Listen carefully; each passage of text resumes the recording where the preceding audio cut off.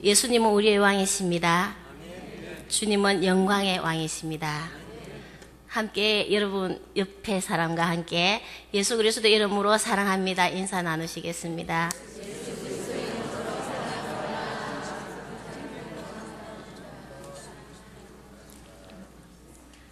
장로님, 지금 제가 떨고 있나요? 긴장을 좀 풀겠습니다. 제가 떨리면요, 조용히 왼손을 들으래요. 그러면 김신홍 전도사님 나와서 통성기도 해주실 거라고 우리 변 목사님이 말씀하셨습니다. 그런데 우리 김신홍 전도사님이 들었는데 안 나옵니다. 그냥 제가 하겠습니다. 오늘 본문 23편은 시편 150편 중에 가장 많이 낭송되거나 암송되어져 오고 있습니다. 본문 다윗의 시는요, 하나님의 보호와 인도, 구원하심이 어떤 것인지를 아주 친밀하게 역동적으로 잘 표현되어져 있습니다. 이 시편 23편은 델리치라는 신학자에 의하면은 다윗이 아들 압살롬의 반역을 당해서 유대 광야로 피신했을 때 옛날 목동 시절을 생각하며 하나님의 인도하심과 보호하심에 대해 노래한 것이라고 주장합니다.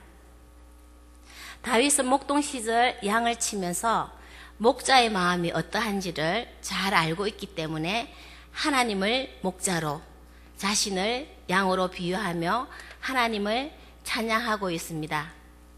우리 모두도 하나님의 어린 양들이 하나님의 양이라고 인정하십니까?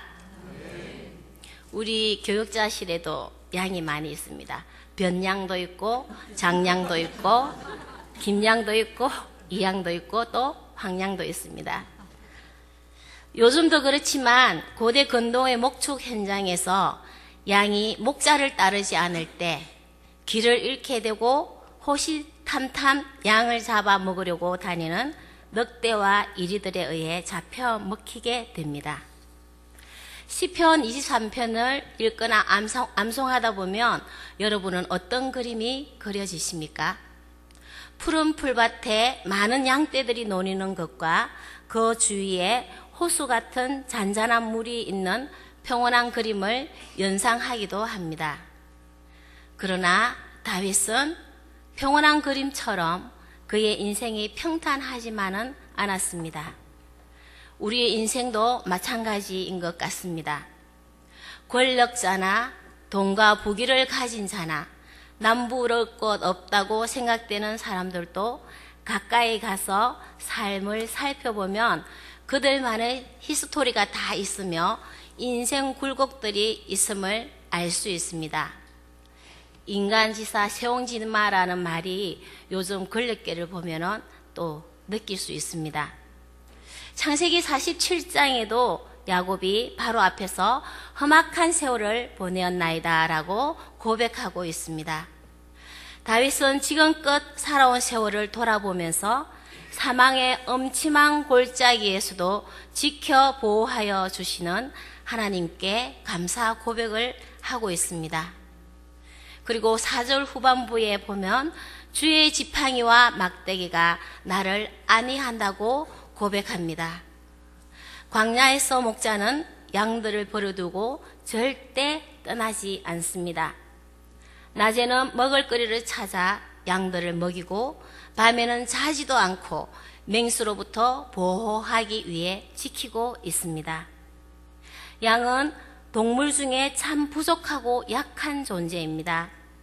양의 시력은 마이너스 10디옵트로서 자기 바로 앞에 2m 앞에만 볼 수 있고 그 이상은 보지 못하는 근시안을 가지고 있습니다. 그리고 눈의 초점은 앞만 볼 수 있도록 되어 있어서 좌우 옆을 볼 수가 없다고 합니다. 그렇기 때문에 청력은 아주 발달되어 있습니다. 그 외에도 양은 두드러진 몇 가지 특징을 지니고 있습니다. 첫째, 양은 방향 감각이 없어 길을 찾지 못한다고 합니다. 누군가가 인도해 주지 않으면 실종될 수밖에 없습니다. 그리고 먹이도 스스로 구할 수 없습니다. 혼자서는 굶어 죽거나 맹수로부터 먹힘을 당합니다. 둘째로 자기 생명을 스스로 보호할 능력이 없습니다. 다른 동물처럼 날카로운 이빨이나 발톱이 없기 때문에 자기 스스로를 보호할 수 없다는 거죠. 또 뿔이 있기는 하지만 신기하게도 뿔이 공격적이지 않고 뒤로 감겨져 있어서 자기를 보호하는 데는 전혀 도움이 되지 않습니다.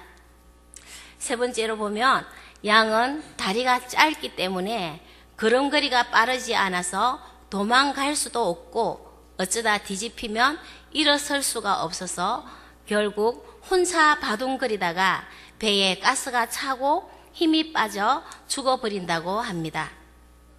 이렇게 양은 반드시 돌봐줄 목자가 있어야 생명을 보존할 수 있습니다. 다윗은 목돈 시절에 양을 치면서 양에 대해 너무나 잘 알고 있었고 자신을 양으로 비유하면서 목자 대신 하나님께서 자신을 보호하는 지팡이와 막대기 되어주심에 감사 찬양하고 있습니다. 여러분, 목자에게는 반드시 지팡이가 있습니다. 낮에는 지팡이로 갈 길을 인도하고 밤에는 그 지팡이가 막대기가 되어 양들을 보호할 수 있기 때문입니다. 지팡이와 막대기는 사실 한 개의 나무인데요. 쓰이는 용도에 따라 다르게 불리는 것입니다. 사람에게 있어서도 지팡이는 몸을 지탱해주고 넘어지지 않게 힘을 받을 수 있도록 하는 역할을 합니다. 그러나 막대기는 다릅니다. 고대 근동지방에서 목자들은 막대기로 사나운 짐승들을 막았다고 합니다. 밤에 양을 지키다가 들짐승이 나타나 양들을 해치려고 할 때 목자들은 막대기로 짐승들을 쫓아내고 잡기도 하고 양들을 보호하는 데 사용하였습니다. 그러나 외부의 위험으로부터 보호받기 위해 사용되는 막대기는 양한테도 서여지는 순간이 있습니다. 양이 바른 길로 가도록 인도하는 데 사용되었습니다. 양의 성격은 고집이 세고 제멋대로라 훈련이 불가능하다고 합니다. 앞서 말했듯이 옆을 볼 수 없고 앞만 볼 수 있는 양은 방향 감각이 없어서 엉뚱한 길로 가도 자신이 곁길로 가는지 알지 못하고 자기 소견에 옳은 대로 가고 맙니다. 그대로 두면 사나운 맹수한테 잡혀 먹히거나 목자 곁을 떠나버리게 된다는 겁니다. 이때 목자는 무리에서 떨어지지 않고 그 양을 잃어버리지 않도록 막대기로 살짝 쳐줍니다. 그러면 다시 반사적으로 합류합니다. 여기서 우리는 중요한 원리를 깨닫게 됩니다.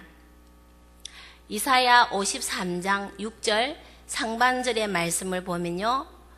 우리는 다 양 같아서 그릇 행하여 각기 제 길로 갔거늘 기록하고 있습니다. 그렇습니다. 우리들도 하나님 앞에서 다윗의 고백처럼 다 양 같은 존재들입니다. 여기서 중요한 것은 자기 소견입니다. 우리는 자칫 어떠한 일에 몰두하다 보면 열심히 자기 소견에 옳은 대로 행할 때가 있습니다. 남의 소견이 아닌 자기 소견으로 남의 말을 따르다가 사기당한 것이 아니라 자기의 판단에 옳다고 여기는 길로 갔는데 그 길이 잘못된 길, 전체를 보지 못한 길일 수 있다는 것입니다. 잘못된 자기 확신이 스스로를 넘어지게 한다는 것이죠. 그래서 결국은 하나님의 선하심과 인자하심을 결과가 아닌 실패와 좌절, 그리고 그 속에 혼란을 맛볼 수도 있게 됩니다. 또 성경에는 자기소견이라는 글귀가 사사기에도 나옵니다. 사사기에는 많은 사건과 사고들이 기록되어 있습니다. 혼란스러운 사사기의 마지막 21장 25절은 그때에 이스라엘에 왕이 없으므로 자기 소견에 옳은 대로 행하였더라 라고 기록되어 있습니다. 여러분, 이스라엘에 정말 왕이 없었을까요? 아닙니다. 이스라엘의 왕은 바로 하나님이십니다. 그러나 그들 속에 하나님이 없었다는 것입니다. 자기 소견에 집착하다 보면 왕 대신 주님이 보이지 않고 인정하지도 않고 자기의 자아가 그 자리를 차지합니다. 자신이 양과 같은 존재라는 것을 잊어버리고 말이죠. 하루에도 우리는 이런 일이 다반사로 일어나고 있습니다. 펼쳐지는 하루의 삶 속에서 하나님의 오르심이 무엇인지, 하나님의 뜻과 계획하심이 무엇인지 질문하기보다는 자신의 판단, 자신의 고집, 자기의 생각과 염려, 자기의 소견이 왕노릇할 때가 참 많습니다. 이럴 때 우리 주님은 당신의 양에게 목자의 음성을 들려주십니다. 일반적으로 청력이 발달한 양은 이 음성에 반응합니다. 하지만 그래도 안 될 때 목자는 막대기로 칩니다. 그러면 양은 깜짝 놀라며 다시 반사적으로 옳은 길로 합류합니다. 성령님도 우리에게 같은 일을 하십니다. 예수 그리스도의 생명으로 값을 치르고 산 하나님의 사랑하는 자녀가 멸망의 길로 가지 않도록 성령께서 막대기가 되어주셔서 우리를 살짝 건드리십니다. 여러분, 동물들은요, 사람과 통증 체계가 달라서 막대기나 손으로 살짝만 건드려도 큰 아픔을 느낀다는 이야기가 있습니다. 이와 유사하게 우리들도 성령 하나님께서 막대기가 되셔서 우리의 잘못된 소견을 살짝 건드리실 때 우리들은 세상이 다 끝난 것처럼 죽을 것 같은 아픔을 느끼기도 하지요. 이럴 때 우리는 빨리 분별하여 알아야 합니다. 나의 자아가 하나님 대신 왕노를 하고 있는 것은 아닌지 빨리 발견할 수 있어야 합니다. 히브리서 12장 5절에서 6절을 보면요, 내 아들아 주의 징계하심을 경히 여기지 말며 그에게 꾸지람을 받을 때에 낙심하지 말라. 주께서 그 사랑하시는 자를 징계하시고 그가 받아들이시는 이들마다 채찍질 하심이라고 말씀하십니다. 그렇습니다. 성령의 막대기의 아픔으로 좌절하거나 실망하거나 포기하면 안 되고, 일어나는 사건 가운데 무엇이 하나님의 뜻이고 무엇이 잘못된 것인지 빨리 발견하여 돌이킬 수 있어야 합니다. 그것이 지혜로운 것입니다. 그래야 생명의 길에서 벗어나지 않고요, 하나님의 목적하심에 따라 바른 길로 충성되이 걸어갈 수 있게 됩니다. 그러면 다 양같이 부족한 우리들이 우리의 소견에 옳은 것이 아닌 하나님의 뜻을 밝히 알아가기 위해서는 본문 3절에 보면은 본문 3절의 고백처럼 내 영혼을 소생시키시는 하나님을 날마다 만나야 합니다. 여기서 소생시킨다는 히브리어는 예소베브로서 돌이키다, 회복시키다, 새롭게 하다라는 뜻입니다. 시제는 미완료형으로 계속 진행 중에 있다는 것을 말하고 있습니다. 다시 말해 우리의 영혼은 지속적으로 다시 새로워져야 한다는 것입니다. 우리를 죄악 가운데서 돌이키게 하시고 회복시키시는 성령 하나님을 오늘도 새롭게 만나서 우리의 영혼이 다시 살아나야 한다는 뜻입니다. 우리 인생에 경험되어진 어제의 하나님을 오늘 또 새롭게 만나야 한다는 것입니다. 항상 기도하며 예배의 자리를 놓치지 마십시오. 찬양 가운데 임하시는 영광의 하나님을 만날 수 있기 원합니다. 기도 중에 응답을 준비하시는 사랑의 하나님을 만나시기 원합니다. 우리의 예배 가운데 영광의 옷자락으로 덮어주시는 위로의 하나님을 이 시간도 만나시기 기도합니다. 성령의 기름 부으심으로 새롭게 회복된 모습에는 자기 속에 자아가 없어지고 자기의 고집과 편견도 사라지고 그 자리에 왕 대신 주님을 모시게 됩니다.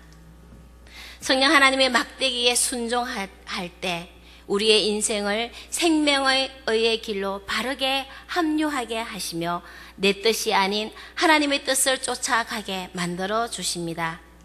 이러한 순종은 하나님의 이름을 높여드리며 하나님의 뜻이 하늘에서 이루어진 것 같이 우리가 속해져 있는 곳에서도 이루어지는 것을 보게 됩니다. 그래서 다윗은 하나님의 이름을 위하여 내 영혼을 소생시키시고 의의 길로 인도하시는 도다 라고 고백하고 있습니다. 저와 여러분들도 하나님의 이름을 위하여 하나님께 영광을 돌리기 위하여 날마다 내 영혼을 새롭게 만들어 주시며 의의 길로 인도하시는 성령 하나님을 늘 경험할 수 있기 원합니다. 이런 경험을 한 다윗은 2절을 통해 고백합니다. 그가 나를 푸른 풀밭에 누이시며 실만한 물가로 인도하시는 도다. 이것은 서두에 말씀드린 바와 같이 아름다운 푸른 목장에 잔잔한 호수가 있는 것일 수도 있지만 본문 4절을 보면 제가 한번 읽겠습니다. 내가 사망의 엄침한 골짜기로 다닐지라도 해를 두려워하지 않을 것은 주께서 나와 함께 하심이라. 주의 지팡이와 막대기가 나를 안위하시나이다. 여기서 사망의 엄침한 골짜기가 내 골짜기라도 내 원수의 목전이라는 아주 힘들고 어려운 상황이 펼쳐졌던 것을 볼 수 있습니다. 다윗은요, 자기가 가장 사랑하는 아들 압살롬이 반역을 일으켜서 그 압살롬이 죽이려고 할 때 도망가면서 그 어렵고 힘든 사망의 엄침한 골짜기 같은 상황 속에서 이 시를 지었던 것입니다. 우리에게도 아주 힘들고 어려운 공경에 처했다고 할지라도 하나님께서 인도하시는 곳이라면 푸른 풀밭이며 실만한 물가라는 것을 알려주고 있습니다. 힘들고 지치는 상황이 있을지라도 하나님께서 우리와 함께 하심으로 바로 푸른 풀밭이고 그곳이 실만한 물가라는 사실입니다. 목자는 양들의 휴식을 위해서 아무런 곳에나 자리를 잡는 것이 아닙니다. 사나운 맹수들이 호시탐탐 양들의 생명을 노리고 있기 때문에 양들이 쉴 수 있는 가장 안전한 장소로 인도하고 보호하게 됩니다. 혹 어려운 환경이나 상황에 처해져 있다고 할지라도 우리의 목자이신 우리 하나님께서 그 상황이 가장 안전한 것이기 때문에 그런 상황과 환경조차도 허락하신 것입니다. 우리와 함께 하시며 우리와 함께 걸으시며 우리가 쉴 수 있는 안전한 장소로 계속 인도하시고 보호하고 계시다는 것입니다. 여러분, 혹시 지금 어쩌면 현실 속에서 힘들고 어려움이 있을지도 모르겠습니다. 그러나 낙심하지 마십시오. 불안해하지 마시고 두려워하지도 마십시오. 지금 처해진 환경이나 상황이 바로 하나님께서 함께 하시며 인도하고 계십니다. 세상의 기준과 다를 수 있습니다. 그러나 지금 현재 여기 있는 그곳이 바로 푸른 초장과 실만한 물가라는 것을 입술로 고백하며 감사해 보십시오. 그러면 우리 평생에 합력하여 반드시 선을 이루시는 인자하신 하나님 아버지를 발견하게 될 것입니다. 불평하거나 원망하지 마십시오. 우는 사자와 같이 삼킬 자를 찾는 맹수와 같은 사단의 전략에 넘어가게 됩니다. 우리는 결코 패배하거나 멸망하지 않고 목자이신 하나님의 도우심으로 반드시 승리하게 될 것입니다. 지금 펼쳐지는 현실 속에서 여호와는 나의 목자시니 내게 부족함이 없습니다 라는 감사의 고백을 들을 수 있기 원합니다. 막대기에 부딪히는 아픔은 결국 하나님의 인자하심이라는 은혜를 맛보아 알아지게 됩니다. 그 맛을 알게 되면 영원히 우리의 믿음은 변하지 않고 그리스도의 장성한 분량에 이르면서 하나님의 뜻을 이루어 나가게 됩니다. 그리하여 6절의 고백처럼 하나님의 때에 하나님의 방법으로 반드시 선을 보게 되고 인자하심을 맛보아 알게 되며 하나님과 영원히 함께 살게 될 줄 믿습니다. 우리의 복 중에서 가장 큰 복이 무엇일까요? 사람들은 물질이 복인 줄 압니다. 잘 사는 것이 복인 줄 압니다. 그러나 우리들에게 있어서 궁극적인 복은요, 우리가 영원히 하나님의 집에 거하는 복, 영원히 하나님과 함께 사는 복이 가장 궁극적이고 가장 큰 복이심을 우리 모두 알기를 원합니다. 막대기에 부딪히는 아픔은 결국 하나님의 인자하심이라는 은혜를 맛보아 알아지게 되는 거죠. 그 맛을 알게 되면 영원히 우리의 믿음은 변하지 않고 그리스도의 장성한 분량에 이르면서 하나님의 뜻을 이루어 나가게 됩니다. 네. 날마다 우리의 영혼을 소생시키시는 목자이신 여호와 하나님의 음성에 매 순간순간 민첩하게 반응하고 순종하며 잘 따르는 우리 모두 하나님의 양이 되어서 하나님 아버지 집에 영원히 사는 그런 큰 복을 취하는 저와 여러분 되시기를 간절히 소망합니다. 함께 기도하시겠습니다. 모든 영광과 존귀와 찬양을 받으시기에 합당하신 아버지 하나님, 우리에게 어떠한 인생의 문제가 있다고 할지라도 늘 우리 곁에서 지팡이와 막대기가 되어주셔서 보호하시고 안내해 주시는 아버지 하나님을 알게 하심에 감사드립니다.